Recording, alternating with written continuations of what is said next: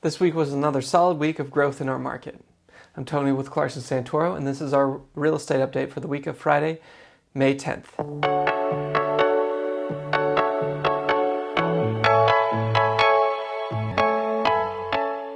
We know that selling or buying a home can be very stressful and confusing. That's why we do these weekly videos so that you can know how the market is impacting your options as a home seller or buyer. Let's take a look at how the market performed this week. There are now 34 homes on the market, which is up from last week's number of 29. The average asking price of those homes was $2,143,000, which is a little higher than last week's average asking price of $2,103,000. 5 homes went pending, which is half of the number of homes as last week, and the average asking price of those pending homes came down about $200,000 from $2,189,000 down to $1,989,000. And 10 homes closed this week, which is about the same number as last week, which was 11, and that average closing price jumped up significantly from $2.294 last week up to $2,435,000 this week.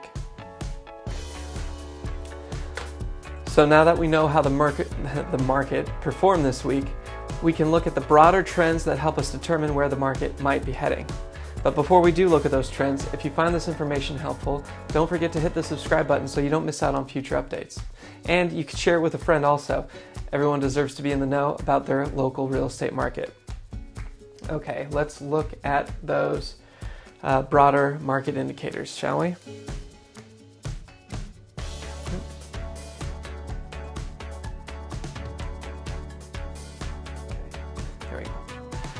This week, the inventory level crossed that 30 threshold for the first time since last summer.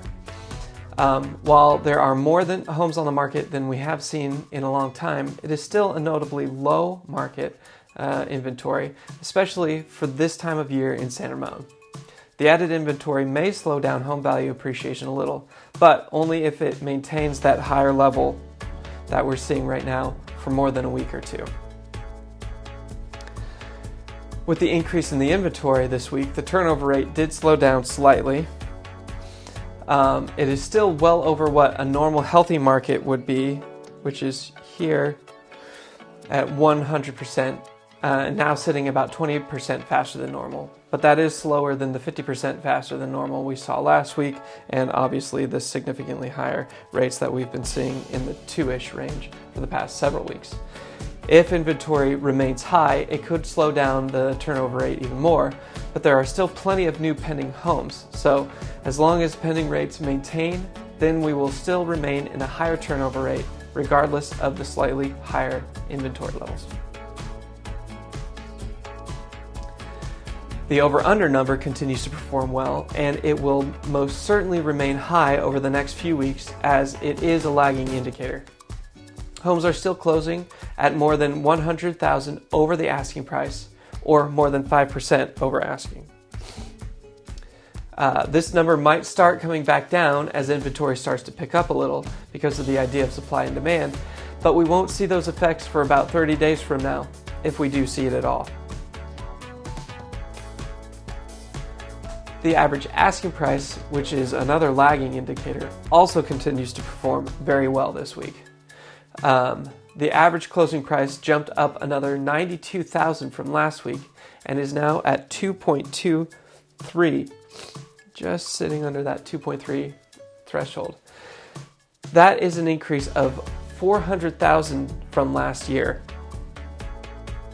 around the same time. Around the same time.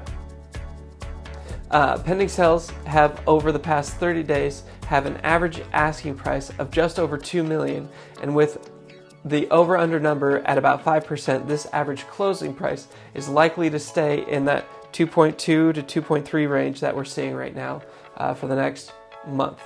But it might taper back down slightly after that. The Triple Q Fund had a significant rebound week after a few weeks of regression. It came back up just under 4%, which should help increase consumer confidence. That, with the added inventory, might actually reinvigorate the market a little bit because buyers are excited because there's more options and they're seeing growth in their funds. Along with the good stock fund news, we get more good news from the interest rates this week as well. They came down 13 basis points, which is a nice change from the recent spate of increasing rates. Rates are still at a national average of over 7% for a 30-year fixed mortgage, but any movement down, this chart is wrong. There was some slight movement down. I don't know why it's still showing ticking up. Probably because it's a two-year range. But anyway, any movement down is good news for buyers and sellers alike.